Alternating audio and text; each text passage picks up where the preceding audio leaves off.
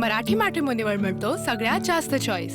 मराठी मॅट्रिमोनीने लाखो स्थळं जुळवली आहेत। यापेक्षा चांगली गोष्ट काय असू शकते? मराठी माणसांची number 1 choice Marathi matrimony. Sir काय सांगायला करून समाजाच्या तारीख होती आज न्यायालयीन कायदेशीर काय विरोध होता का?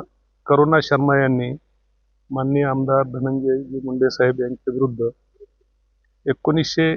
2024 ची निवडणूक त्यांचं नाव शपथपत्रामध्ये शरीक केलं नाही किंवा दाखविलं नाही या ग्राउंडवर प्रकरण दाखल करून त्यांची निवडणूक रद्द करावी अशी मागणी केली होती।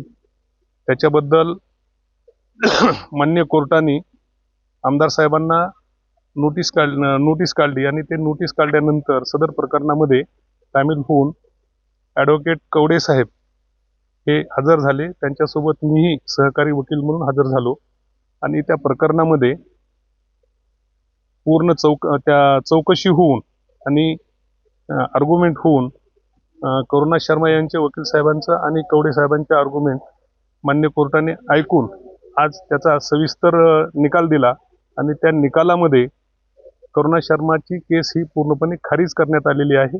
अशा प्रकारे त्या प्रकरणाचा शेवट झालेला आहे। ही तक्रार कशी कोणत्या पद्धतीने करण्यात आली होती?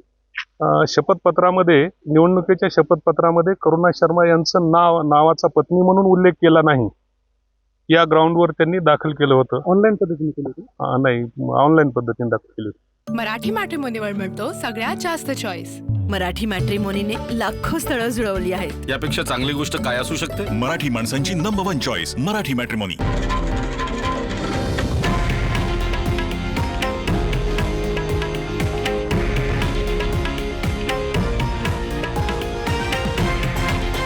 हे आहे देशातील नंबर 1 न्यूज नेटवर्क आणि आपण पाहत आहात TV9 मराठी, एकमेव।